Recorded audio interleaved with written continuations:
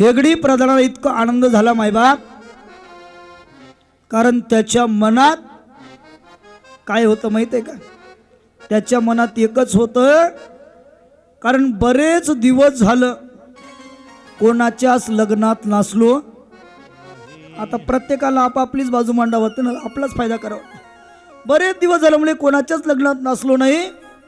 या निमित्तानं का होईना खंडोबारायाच्या लग्नात आपल्याला नवरदेवाच्या वरातीपुढे नाचता येईल ना. आता कोणाचं काय आणि कोणाचं काय आहे का नाही. यजमान खुशात नाचतात वाटायला. हा ना, नाचावं लागते. लग्न काल सांगितलं, इथं नाही नसल्यावर सून घरी नाचवते. नाचावं लागतं. आज आनंद घ्या, कारण यूट्यूब चॅनल आहे की नाही. लोकांना म्हणून नाही पळशीचे लोक कसे आहेत म्हणून, आहे की नाही. कारण ही आता अख्ख्या भारतात जाणार आहे. आनंद वाटला. सांगितलं प्रभू, हे खंडेराया, तुमच्या लग्नाचा प्रस्ताव आमच्याकडे आलेला आहे.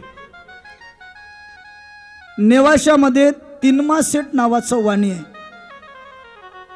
त्या तिनमा सेठ वाण्याची सुंदर अशा प्रकारची देखणी 32 लक्षणांना युक्त असणारी माळसा नावाची सुकन्या आहे. करोडोमध्ये एखाद्या स्त्रीच्या अंगावर 32 प्रकारची लक्षणं असतात महाराज.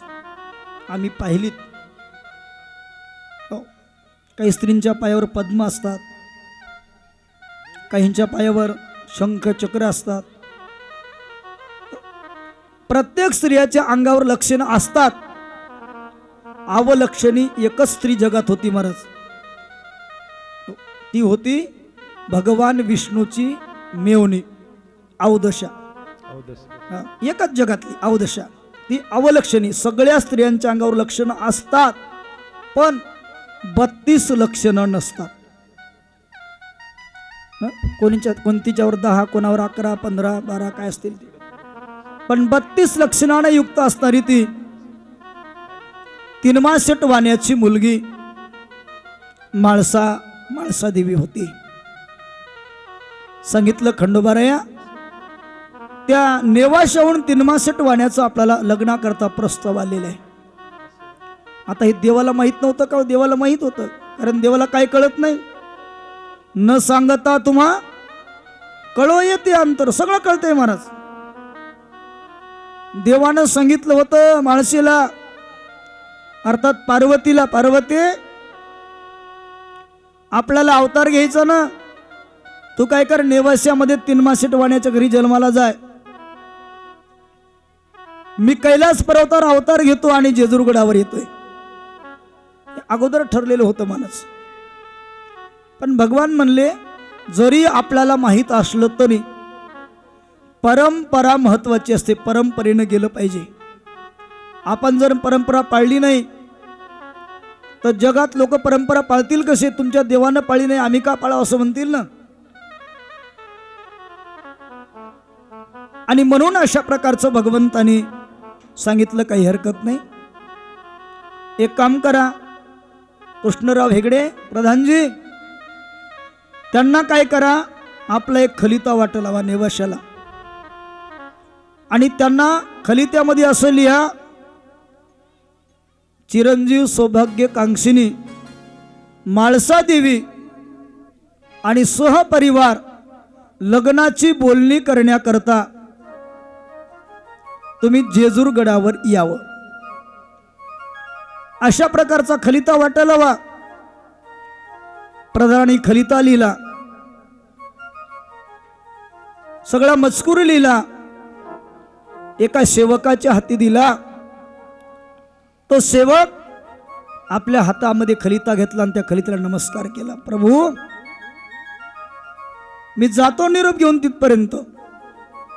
तो सेवक महाराज खंडोबारायाचं भजन करत करत करत करत मुक्काम करत करत करत नेवाशाला पोचलाय.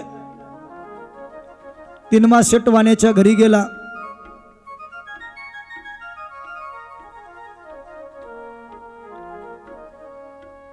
नमस्कार केला.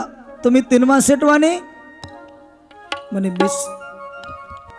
गडाहून खंडोबाऱ्यांचा तुम्हाला असणारा खलिता आलेला आहे.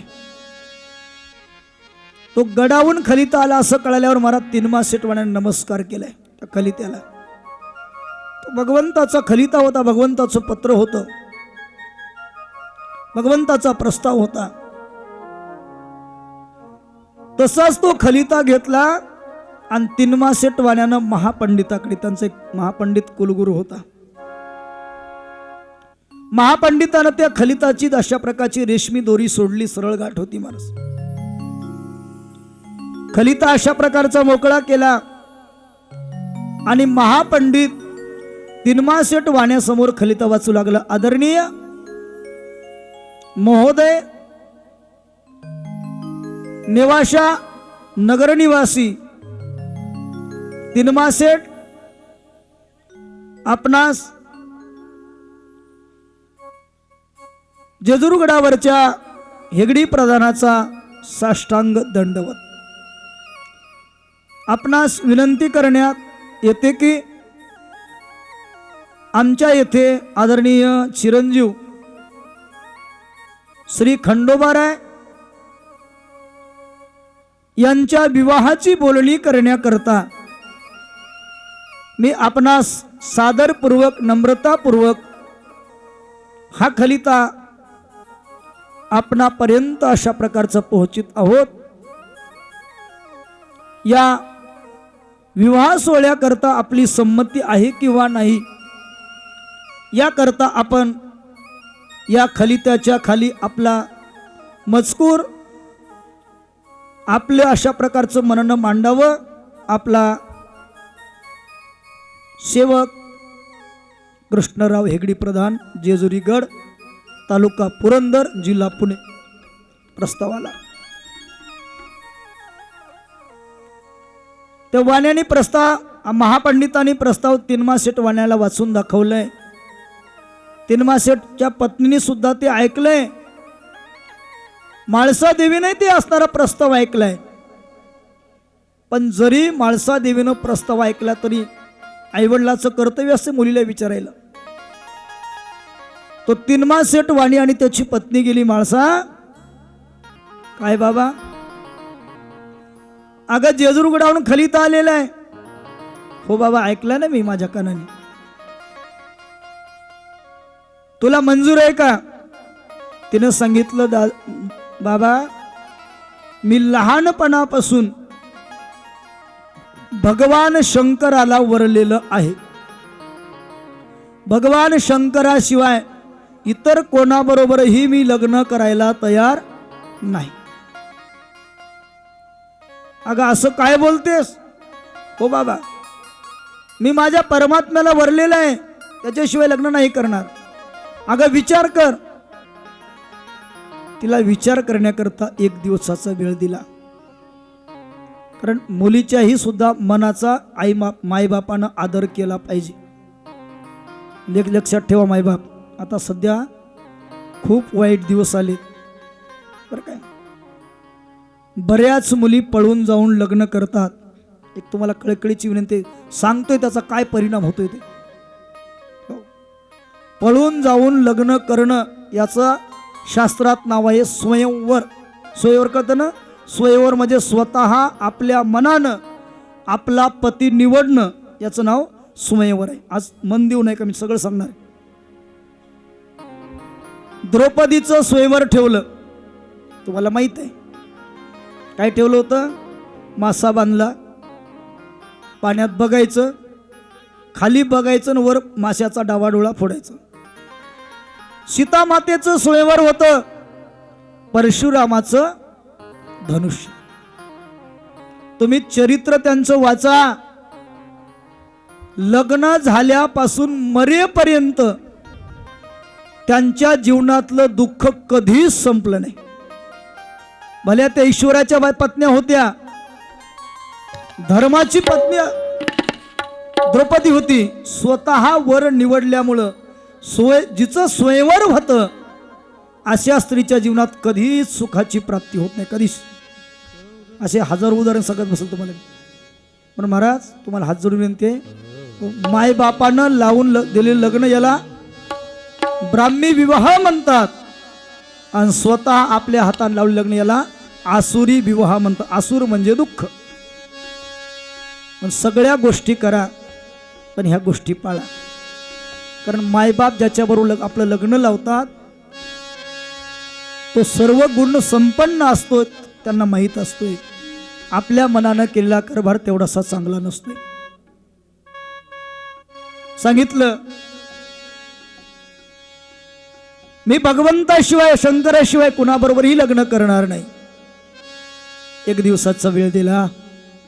सारखे माळशीच्या डोळ्याला अश्रूच्या धारा वाहत होत्या. देवा अरे अनेक जन्म तुझ्या बरोबर तुझी अर्धांगिनी म्हणून झालोय देवा. आज वेगळी घटना घडते की काय. रडून रडून रडून रडून माळसेचे डोळे लाल तंबूर झाले. रडण्यात कधी रात्र गेली तिला कळालीच नाही. कळालीच नाही. तिने सांगितलं देवा माझ्या आयुष्यात मी कधीच खोटे बोलले नाही रे. केवळ तुझी भक्ती केली परमात्मा. केवळ खोटं बोलू नये माणूस. काही काही माणसं खोटं बोलण्यात एवढे पटाईत असतात. एका जावयानं खोटं बोलण्याची पीएचडीच केली ना हरी महाराज. काय केली? पीएचडी. पीएचडी माहित आहे तुम्हाला शेवटची पदवी असते. अंतिम पीएचडीच केली. योगायोगानं काय झालं आता प्रत्येक सासूला आपला जावई प्रिय असतो. जुनी म्हण आहे मोतीचा नाकीचा मोती ठेवी गाण राखी जावयाचा मान. सासूबाईला फोन केला जावई बापू म्हणे काय काही नाही म्हणे. रसाळी केली. रसाळी खाण्याकरता या. ते मला सासूबाई उद्याला येतो.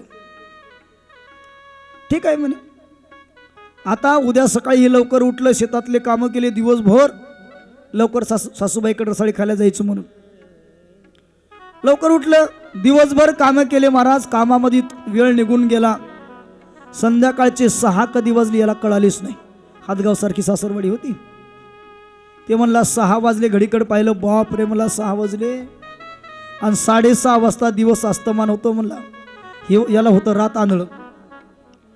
रात आंधळ झालेल्या माणसाला रात्री दिसत डोळे असून दिसत नाही. 6 वाजले म्हणला 6:30 दिवस अस्तमान होतो. जे पळत सुटलं महाराज. जे पळत सुटलं हो. पळता पळता पळता 6:30 वाजता बराबर सासरवाडीत पोहोचलं. दिवस अस्तमानाला गेला. अंधार पडला. याला काही दिसना. सासूबाईनं हातामध्ये तांब्या दिला पाय धुवायला. जुना काळ होता. आता नाही. तिथं नळ आहे तिथं बटन आहे. तुम्हीच दाबा आणि तुम्हीच पाय धुवून घरात या. ते गेला महाराज. आदराचा काळ निघून. याने कसं तरी पाय धुतले महाराज. याला काही दिसना. असा समोर दरवाजा होता. अशी पाठीमाग भीत होती आणि असा पलंग होता माझ्यासारखा. जावाई पलंगावर जाऊन बसला आणि तिकडे भीतीकडेच तोंड केलं. याला काही दिसलं ना. याला काय दिसते आता. इकडे तोंड करा तिकडेच गेली. सासूबाई घरामध्ये गेली. आता सासूवर प्रेम होतं जावायचं महाराज. असा घटघोडा दुधाचा चहा केला. पाणी टाकलंच नाही. नुसतं दूध. सुंदर असा चहा बनवला. जावाई बापूच्या हाती दिला. सासूबाई जावाई बापू आहो तिकडे भिंत आहे भिंत. हा म्हणला सासूबाई कलर किती चांगला दिला ते पाहतो मला भिंतीला. आता आंधळ्याला काय दिसते याला कलर दिसते का. याच्या लक्षात आलं आपला रॉंग नंबर लागला. पिछे मुड. इकडे तोंड केलं का. मस्त असा चहा पिला महाराज. सासूबाई म्हणली जावई बापू 1 तासात सुंदर असं पुरणपोळीचं जेवण करतो म्हणे. तोपर्यंत या पलंगावर आराम करा. हा म्हणला आता आराम केल्याशिवाय पर्याय नाही. TV दिसत नाही आणि मोबाईल पाहता येत नाही. काय दिसत याला. काय करा आराम करत म्हणलं. मस्त अशा प्रकारचा आराम करा. उन्हाळ्याचे दिवस होते. मेचा महिना होता महाराज. सासूबाईनं सुंदर अशा प्रकारचं महाराज 1 तासात पुरणाची पोळी कुरडी पापड लोणचं भजे सार भात सगळं सगळं दूध बनवलं. पूर्वीच्या काळात केळीच्या पत्रावळीवर जेवायला वाढायचे महाराज. सुंदर अशी पत्रवाळी मांडली. त्या पत्रावळीवर भात वरण सार नाही की नाही अशा भजे कुरड्या लोणचं पापड पोळी सगळं ठेवलं. पण एवढे पदार्थ वाढले होते की दुधाची वाटी ठेवायला जागाच नव्हती. म्हणून सासूबाईने पत्रवळीच्या साईडला वाटी ठेवली. ताट मांडलं. आवाज दिला जावई बापू जेवायला या. आता याला काही दिसत नाही आंधळ्याला. हे भीतीला धरत धरत धरत धरत एकदाच ताटावर येऊन बसलं. असं मस्त चाचपून पाहू लागलं. इथं भजे, इथं पोळी, कुरड्या, भात. याच्या हाताला दुधाची वाटी काही लागली नाही. ते मला जाऊ द्या, कलियुगातली सासूबाई म्हणला, आहे का नाही. सगळं दूध जाते डेअरीला आणि ताक पोराच्या ढेरीला. कलियुग आहे म्हणला, जाऊ द्या आपल्याला काय करायचं म्हणला. सारा सोबत पोळी खाऊ लागलं महाराज.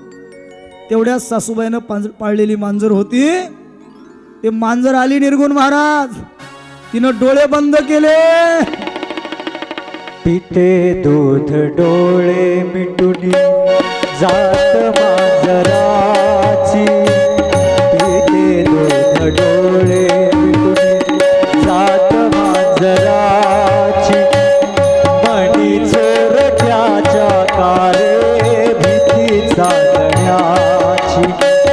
मणी चोरट्याच्या कारे भीती चालण्याची. सरावल्या हाता नाही कंफका सुटावा. सरावल्या हाता नाही कंफका सुटावा. उघडदार देवाचा, उघडदार देवा. उघडदार देवाचा, उघडदार देवा. देहाची तिजोरी भक्तीचाच ठेवा. देहाची तिजोरी भक्तीचाच ठेवा. उघडदार देवा. बोला. उघडदार देवा. उघडदार देवा.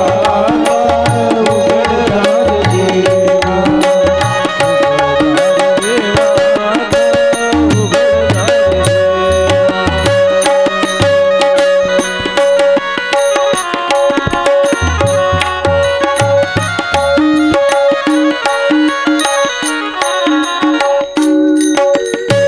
स्वार्थ जडो भिंतीवरचा आरसा बिलोरी. आपुलीच प्रतिमा होते आपुलीच वैरी. स्वार्थ जडो भिंतीवरचा आरसा बिलोरी. आपुलीच प्रतिमा होते आपुलीच वैरी. सरावल्या घरोघरी अपराधाचा तोल सावरावा. उघडदार देवाचा, उघडदार देवा. उघडदार देवाचा, उघडदार देवा. उघडदार देवाचा, उघडदार देवा. उघडदार देवा. उघडदार देवा. नमः पार्वती. हर हर येळकोट सदानंदाचा.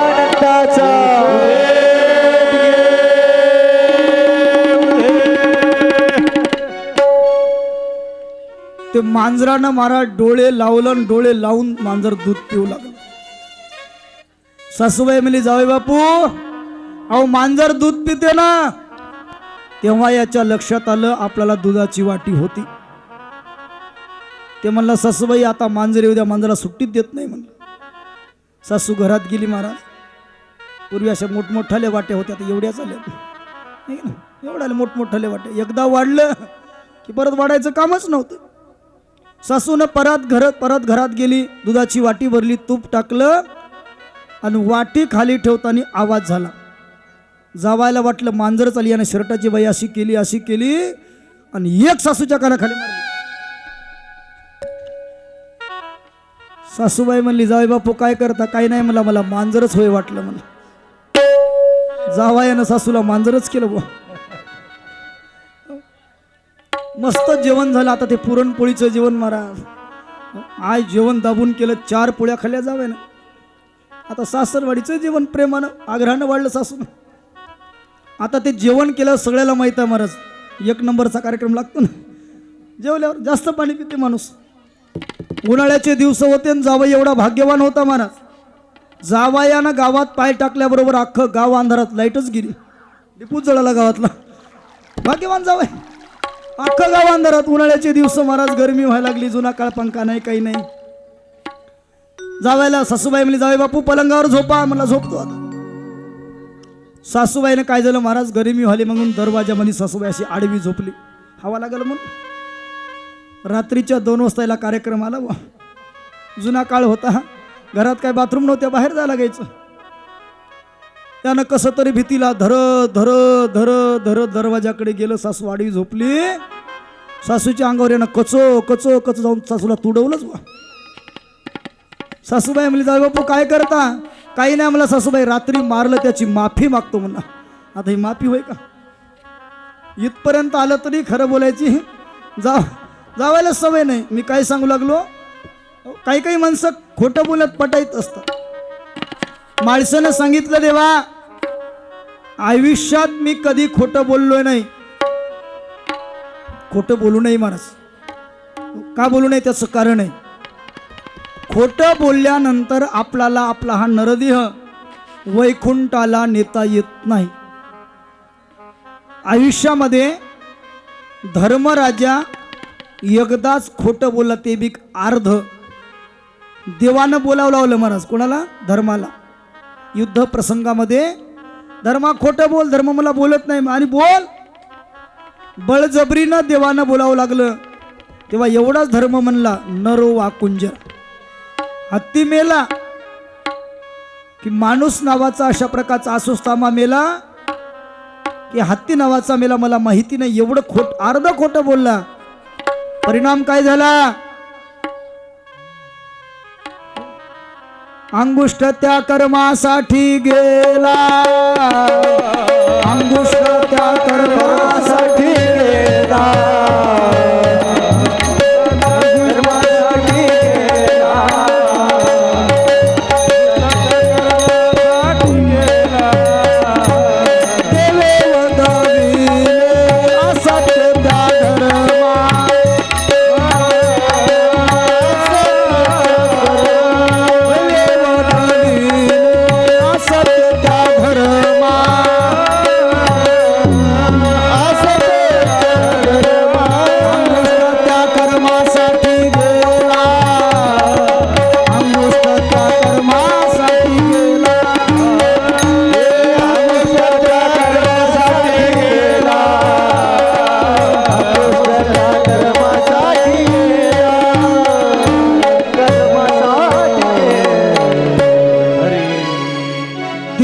वदविले असत्य त्या धर्मा. अंगुष्ठ त्या कर्मासाठी गेला. स्वर्गाला जात असताना धर्मराजाच्या डाव्या पायाचा अंगठा गळून पडला. जन्मल्यापासून मरेपर्यंत एकदाच धर्मराजा खोटं बोलला, तर ते बी अर्ध खोटं, तर त्याचा डाव्या पायाचा अंगठा स्वर्गाला जाताना गळून पडला. अंगठा गेला नाही. बरोबर. आपण रोज 100 वेळेस खोटं बोलतो, आपलं काय जाईल? काही जात नाही, म्हणून इथे न्यावं लागते मस्त वाटतं आपल्याला. हे आपला खोटा बोलण्याचा परिणाम आहे महाराज. धर्म तरी अर्ध खोटं बोलला. आमचे देहूचे जगद्गुरु तुकोबाराय आयुष्यात कधी अर्ध सुद्धा खोटं बोलणे. परिणाम प्रयाण काळी देवे विमान पाठविले. कलीच्या काळा माझे अद्भुत वर्तविले. मानव देह घेऊन निजधामा गेले. स्वतः भगवंतानी येऊन विमानामध्ये बसून तुकोबारायला महाराज सदेह वैकुंठाला नेलं महाराज. हा खरं बोलण्याचा परिणाम. माळसा म्हणते, देवा मी खोटं बोललो नाही. माळसा राणीचा नियम होता, सकाळी लवकर सूर्योदयाच्या आत उठायचं, स्नान करायचं, आणि स्नान झाल्याबरोबर तिकून सूर्याचा उदय व्हायला लागला, एक तांब्याभर पाणी घ्यायचं आणि सूर्याला अर्घ द्यायचं. रोजचा नियम होता. तिला कुलवान स्त्री असं म्हणतात महाराज. रोज अर्घ्य द्यायची. आजही तिनं स्नान केलं, सूर्याला अर्घ्य दिलं आणि विनंती केली, सूर्य भगवंता, अरे जेव्हा मला कळायला लागले तेव्हापासून मी तुला अर्घ्य देतोय. हे सूर्यनारायणा, माझ्या आईवडिलांनी जेजुरीच्या खंडोबाऱ्यावर माझं लग्न करण्याचा घाट घातलाय. श्री भगवंता तुम्ही प्रगट व्हा. मला माझ्या भगवान शंकराशिवाय कुणाबरोबरही लग्न करायचं नाही. ते जेजुरीचा खंडोबा कोणत्या देवाचा अवतार आहे, कोण आहे, मला एवढं सांगा. विनंती केल्याबरोबर ते सूर्यनारायण ऐकली. महाराज, सूर्य प्रगट झाला. म्हाळसादेवी, तुम्हाला जो विवाहाचा प्रस्ताव आला जेजुरीच्या खंडोबाचा, त्या विवाहाच्या प्रस्तावाला मान्यता द्या. तुम्ही रोज ज्या भगवान शंकराची उपासना करता, तुमचं आराध्य दैवत भगवान शंकर आहे, त्याच भगवान शंकराचा अवतार म्हणजे मल्हारी मार्तंड माळसाकांत खंडोबर आहे. तुम्ही विवाह करता काय करा, होकार द्या. सूर्यानं सांगितलंय. जुन्या काळातल्या स्त्रियामध्ये पुरुषामध्ये सूर्याला बोलवण्याची ताकद होती. महाराज, भागवतात तुम्ही ऐकलं असेल. भागवतात सुद्धा एका महात्म्याने सूर्याला बोलावलं होतं. काय आहे त्याचं नाव माहित आहे का? धुंदुकारीचा भाऊ गोकर्ण महाराज, त्याने बोलावलं होतं गोकर्णाने, सूर्य भगवंता, माझा धुंदुकारी नावाचा भाऊ अपघाती मृत्यू पावलाय, त्याचा उद्धार होण्याकरता काय करावं लागल? त्यावेळेस सूर्यानं सांगितलं, त्या धुंदुकारीच्या नावानं भागवत लावल्याशिवाय अपघाती मेलेल्या माणसाचा उद्धार होत नाही. हे सूर्यानं गोकर्णाला सांगितलं होतं. त्याप्रमाणे या माळसा देवीनं सूर्याला बोलवलं. सूर्याने सांगितलंय, माळसा देवीने सांगितलं, बाबा, जो खंडोरायाचा प्रस्ताव आपल्याला आलेला आहे गडावरचा, ते लग्न करण्याकरता मी अशा प्रकारची तयार आहे. आता प्रस्तावावर अशा प्रकारची सही झाली, प्रस्ताव मान्य झाला आणि तो अशा प्रकारचा प्रस्ताव महाराज जेजुरीच्या गडावर तीनमासेट वाण्याच्या अशा प्रकारच्या सेवकांना नेऊन पोहोचवलाय. हेगडी प्रधानाच्या हाती तो प्रस्ताव गेला. प्रधानाने तो आपला मजकूर खलिता खंडोबारायाला अशा प्रकारचा वाचून दाखवलाय. खंडोबाराय म्हणतात, कृष्णराव प्रधानजी, आता अजून आपला एक अशा प्रकारचा खलिता त्यांना वाटायला लावा. त्यांना सांगा की तुम्ही तुमच्या मुलीसहित आमच्या गडावर विवाहाची बोलणी करण्याकरता या. दुसरा खलिता तयार केला. जेजुरीच्या गडावरून एका सेवकानं पुन्हा खलिता नेवाशाला नेऊन दिला. तो पुन्हा खलिता महापंडितांना वाचला. ए पूर्व तिकडे जा रे. त्याच्यात लिहिलं होतं, चिरंजीव सौभाग्य कांक्षिणी म्हाळसादेवी सपरिवार आपण विवाहाची बोलणी करण्याकरता जेजुरी गडावर यावं. प्रस्ताव वाचला. आता विवाहाची बोलणी करण्याकरता जेजुरगड पर्वतावर जायचे. मला तुम्हाला एक मर्म सांगतो त्यातलं. आता बऱ्याच मुलाचे लग्न होत नाहीत, बरोबर आहे ना? त्याचं कारण ते मुलं आहेत महाराज, मायबाप नाहीत. सांगतो त्याचं, शास्त्रात सगळं उत्तर आहे महाराज.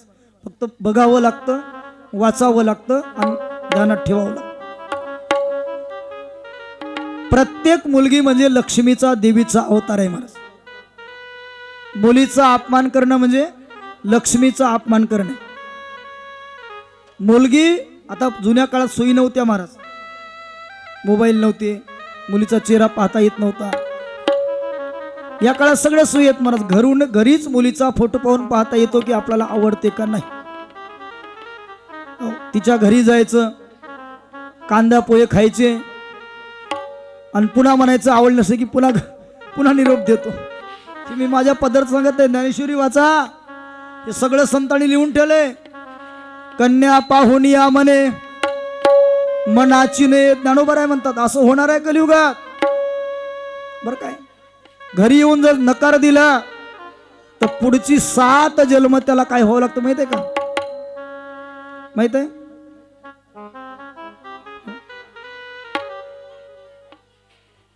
पिंपळाच्या झाडाखाली कोणता देव असतो? मुंजा. मुंजा 7 जन्म त्याला बायकोच मिळत नाही, मुंजा व्हावं लागतं महाराज. एका मुलीला नकार दिल्यावर आणि ज्याने 100 मुलीला नकार दिला त्याचं गणित तुम्ही घरी जाऊन करा. त्याचं काय होत असं हे शास्त्रात आहे महाराज. इथंच ठरवायचं आपल्याला जमते का, नाही तर आपलं घर सोडायचंय नाही आणि त्यांना बेजार सुद्धा करायचं. पुढे अवघड होणार आहे महाराज. कारण केले कर्म झाले त्याची भोगा आले, उपजले मेले ऐसे केले कर्म झाले तेची भोगाले. केले कर्म झाले तेची भोगाया. केले कर्म भोगाया. केले कर्म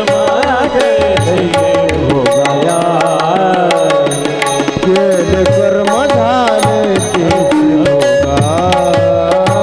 केले कर्म झाले केले कर्म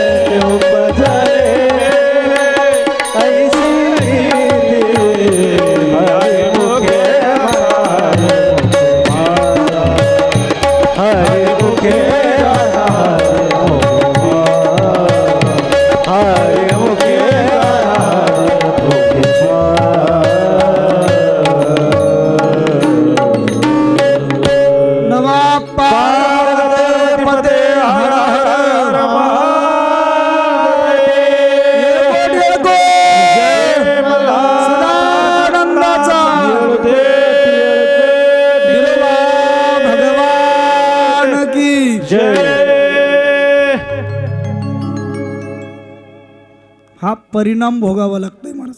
ज्याचे लग्न होत नाही त्यानं पाठीमागं वळून, पाठीमागं म्हणजे आपल्या कर्माकडे बघायचं नाही का नाही. येथे कोणाचे कायबा गेले आणि ज्याचे त्याने अनहित केले.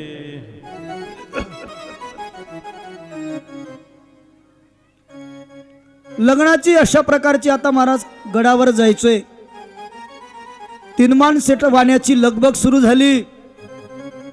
पूर्वीचा काळ होता, मोटरसायकल्या वगैरे काही कारा नव्हत्या, गाड्या नव्हत्या. माळसा देवी करता नवरी करता एक पालखी सजवण्यात आली, मेना सजवलाय. काही आपले सेवक बरोबर घेतले. रस्त्यानं जात असताना मुक्काम पडणार, भूक लागणार, भोजनाचं काही साहित्य सोबत घेतले. आता लग्नाची बोलणी करायची आहे. त्या लग्नाची बोलणी करण्याकरता महाराजांना सोबत घेतले. महापंडिताला आता सगळी तयारी झाली, निघायचंय. सगळे सेवक बरोबर आहेत, महापंडित आहे. माळसा देवीला मेन्यात बसवण्यात आलं. सेवकानं मेना उचलून धरलाय. जेजुरीच्या खंडोबाऱ्याकडे अशा प्रकारचा गडाकडे त्याने एकदा सर्वांनी पाहिलं आणि गडाकड पाहून इथूनच नमस्कार केला खंडोबाऱ्याला. निघाले महाराज. मजल दर मजल मुक्काम करत करत करत करत निघाले.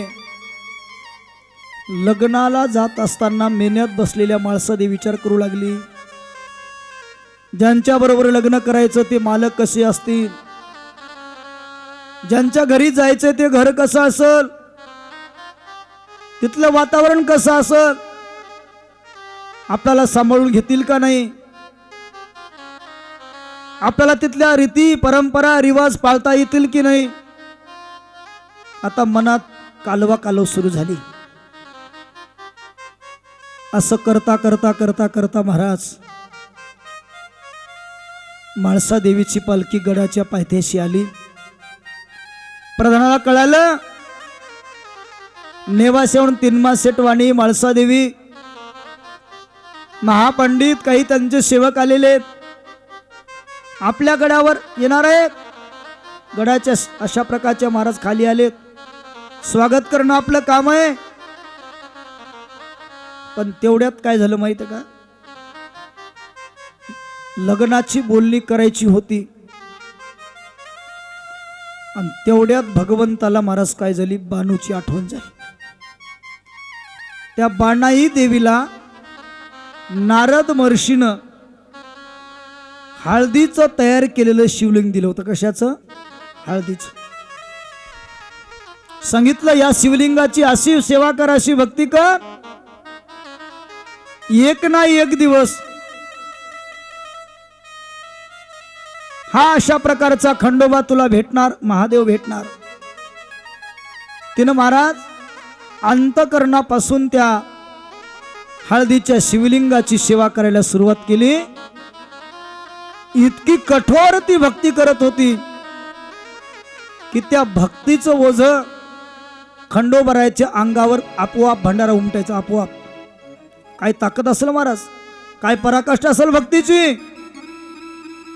रोज खंडोबरायाला म्हणायची, भगवंता शिवशंकरा, अरे कधी माझ्या घरी येशील, कधी मला दर्शन देशील. रोज भगवंता करता पसा पसा अश्रू गाळायची महाराज. भगवंताच्या लक्षात आलं, माझी बानू भक्तीची पराकाष्ठा केली, गेलं पाहिजे.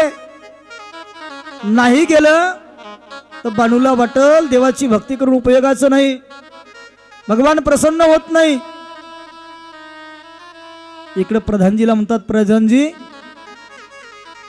मला चंदनपूरला जायचंय. अहो देवा, तुम्ही काय वेडे झालेत का? माळसा देवीची पालखी आता गडाला आलेली आहे, गडाच्या खाली आहे. लग्नाची बोलणी करण्याकरता नेवासेहून तिन्मा सेठ वाणी आलाय. प्रधानजी ते काही असो, मला माझ्या बानाईकडे जावं लागतंय. अहो आम्ही काय करायचं? त्यांनी सांगितलं, प्रधानजी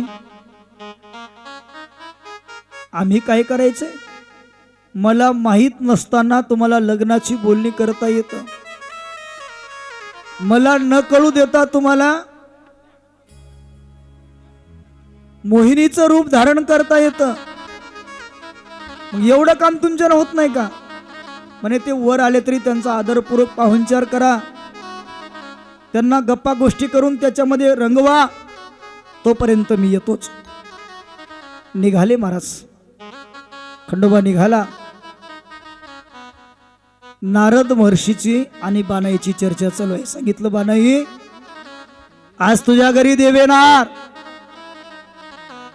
तुला दर्शन देणार. आज दिवसभर या पूजेपासून उठायचं नाही, आजची पराकाष्ठा महत्वाची आहे. बानाईनं महाराज जीव ओतून त्या शंकराच्या पिंडीची पूजा अर्चा नामस्मरण सुरू केले. डोळे बंद करून डोळ्यात अश्रूच्या धारा वाहत होत्या. कंठी प्रेम दाटे, नैनी नीर लोटे, हृदयी प्रगटे रामरूप.